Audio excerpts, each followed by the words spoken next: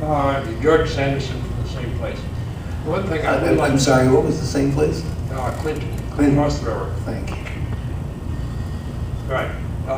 One thing I would like to find out somewhere along the line is what's the end-to-end loss of, what's the end-to-end loss of power in the transmission line, so that you can essentially compute from that what the local temperature rise might be, and also the same number including the two up and down converter stations at each end, so we know what the efficiency of the whole thing is.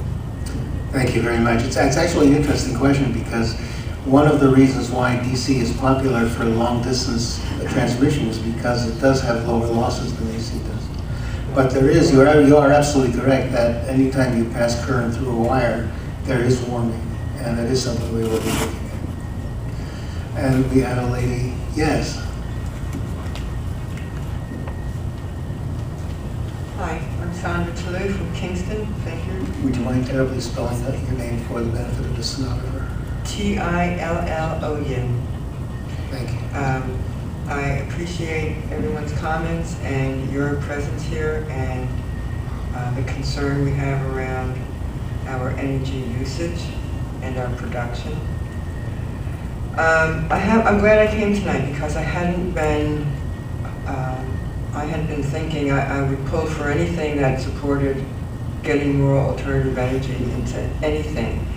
And I appreciate having to go home and think about, I also thought there were already things on the bottom of the river doing this, so I guess not. And obviously you guys have to really figure out a lot of stuff. This is the first time.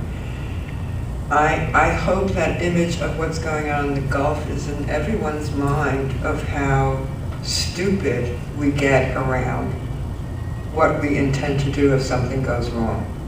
And we have pulled too many years to get this river cleaned up. I grew up on this river. Everybody here, I bet, grew up on this river. We watched it be beautiful. We watched it become polluted. And it's been hard to get it back. And if, as it's been said, we don't need this project, or we don't need it from Canada, or why can't we get it from our own rooftops? You know, I'm all for anything. Having failed to cash my rebate check during Bush's administration because I didn't want to participate, I am going to send it back and ask for a little converter box, because I always felt, why a check? Why not something to help us get going? You know, how hard, it's not the big projects. You know, that's up to you guys. But as he was saying, on site, right here, I want my car wheels spinning to make electric that feeds into a line on the road. How come that isn't happening? Thank you very much. By the way, Gay, I meant to mention, in response to, is Gay still here?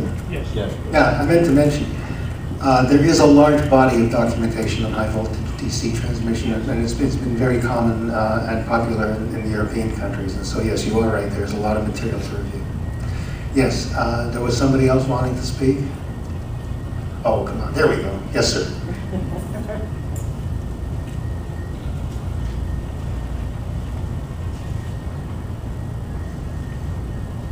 Hi, Kenneth Vogel from Plattekill, New York. And the spelling of your last name is? V as in Victor, O-G-E-L. Thank you. Taking the assessment of what I've heard so far tonight, and what I've heard pretty much since energy prices have increased in 2007, and having been in the construction business since the early 80s, that I've always seen at these kind of scoping hearings, sort of like the pro-developer and the con with the environmentalists. And what I've seen today is actually a pro-pro. And what I've seen since 2007, which is not a hard way to put this, but it's more like environmentalists against environmentalists, rather environmentalists against developer, being with, as you heard, as many concerns that they have about the environment, but still want the project to be built. It seems like that's not the issue. What I've seen tonight also, and well, I'm guessing at this one, that the gentleman mentioned about a line that didn't get built between New Jersey and New York City. Am I correct? He said that earlier? It's waiting. It's in the wings. Well, that sort of goes along the lines of other things that I've heard, that it seems more of an issue of crossing borders is more of an issue. For example, U.S. and Canada, New York and New Jersey, New York and Connecticut, maybe one of the reasons why you only have this one line instead of the offshoot is more of an issue than it is the actual building of it. I don't know if you realize just what an important energy issue you just mentioned, because I'm talking about not this project now, but in terms of national power grid improvement and modernization. One of the biggest issues we have at the Department of Energy is the concept of regional transmission line planning. Communities in general have a great deal of concern about transmission lines that pass through their neighborhoods, or pass through their states or counties, and that don't deliver power as they pass through. And yet the lines do provide, do have a certain amount of environmental concerns for those people, even though they get no benefit from it. This is a very difficult issue. There are no easy answers to this issue. I'm certainly not going to propose any easy answers.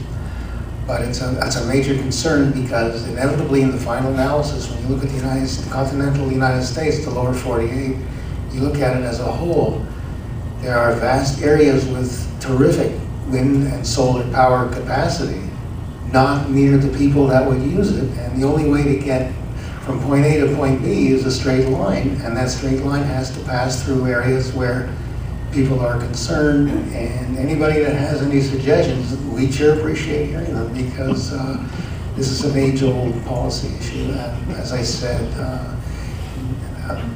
no simple answers. I know there have been several attempts in Congress. We've made several attempts. As you know, my office has issued the National Interest Energy Transmission corridors of concern for congestion in the Northeast and in the Southwest, and they have been very controversial, the NIETC, as we call them. So thank you for mentioning that, because it's worth hearing about, it's worth thinking about. Would anybody else like to speak? You don't want to hear me pontificate. How about some of you? Anybody else? You're sure? Okay, once I let the stenographer go home, you'll have lost any chance. Yes, sir. You said there would be a question and answer session. I have a question. Well, I'll tell you what I said was, once we adjourn the formal taking of comments, we can then hang around and do exactly that, but not on the record. On the record, I want specifically contributions to how to improve the scoping process. So if there really are nobody else with any suggestions, yes, sir.